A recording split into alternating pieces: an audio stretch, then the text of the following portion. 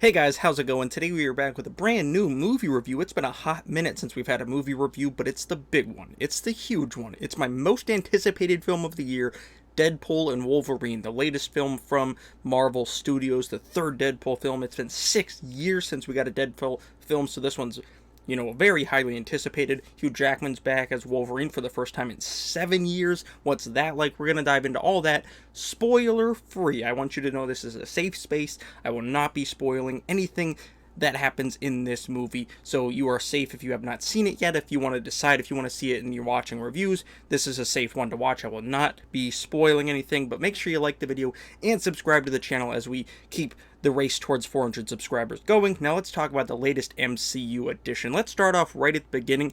This film has one of the best openings of all time. The first Deadpool has a fantastic opening with the presented by an overzealous douchebag and things like that. That's great. Deadpool 2's is decent. This one's the best out of all three of them. Possibly the best film opening I've ever seen in my life. It's incredible. It's great. It's funny. It ties into stuff we've seen before. Like I said, no spoilers, but it ties into some stuff. It answers a question, a big question that everyone had on their mind. This doesn't spoil anything, but everyone asked, how's Hugh Jackman back? Is that gonna totally negate what happened in the crushing ending of Logan? And they get right to that at the beginning of this film. They get right to it, explaining it away and telling you how they're gonna do this, and it's fantastic. It's the best use of the multiverse definitely since Spider-Man No Way Home, but I'd argue it's probably the best use of the multiverse they've had yet, because in Doctor Strange it was kind of In Loki actually does it very well. Loki's probably the best, and then Deadpool, I would say. But like I said, this film's great. Speaking of the multiverse, as you could guess from some of the trailers, there are cameos aplenty throughout this film, but it's not just cameos just to be gratuitous. Like, the cameos actually tie into the story, and they actually have things to do.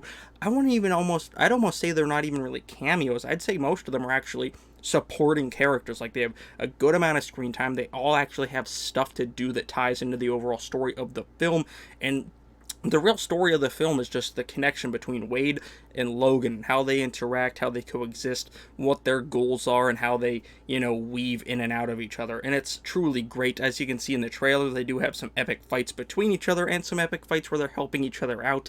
There are some characters that are in the trailers, of course, like you've seen X-23 in the trailer. She has a significant part in this movie, and there's plenty of characters that aren't in the trailers and haven't even been rumored online, at least in the things that I see, so make sure you stay off the internet until you can see the film, because if I would have been spoiled for some of the things, I would have been very upset. But it's stuff that'll make you very, very happy. Some of them were like, holy cow, I can't believe this is happening, kind of, former characters popping up, and it's just great to see. But the film doesn't rely on that. The film really relies on Ryan Reynolds and Hugh Jackman's performances, which are both amazing. Hugh Jackman, of course, crushed it in Logan, but he's just as good in this film, and he has some very emotional stuff to tackle.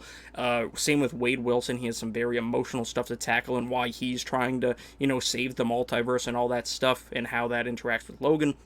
The villain of this film, of course, have you seen, is Cassandra Nova, and they do say, they acknowledge that she is related to Professor X. They don't just, make her a new kind of thing. They do acknowledge her past in the comic books, and it's not Emma Corrin's fault. I thought her performance was good, but like many MCU movies, she was kind of weak. She didn't get a crazy amount of stuff to do. She was just kind of there to support the hero's journey, and that's kind of the case in a lot of Marvel films. But that's the only weak point I have for this film. The story's great, the writing's damn good, it's fresh, it's funny, all the jokes landed for me. Especially if you're really into pop culture, you'll really get a lot of good references. And this isn't just another comic book movie. This is a love letter to comic book fans. There's some really deep cuts, especially during a montage in the film, that you see some stuff I never thought I would see on screen as a comic book fan. Not just a movie fan, a comic book fan. So this film is incredible. I'm not going to say Marvel's back, because I don't think that Marvel's ever left, but that's another topic I can dive into in another video. Sure, they have some hits and they have some misses, but they've always had that. It's just more stuff they're putting out now, so it feels like more misses, but I really think it's the same kind of ratio if you really think about it. But Deadpool and Wolverine's definitely a hit.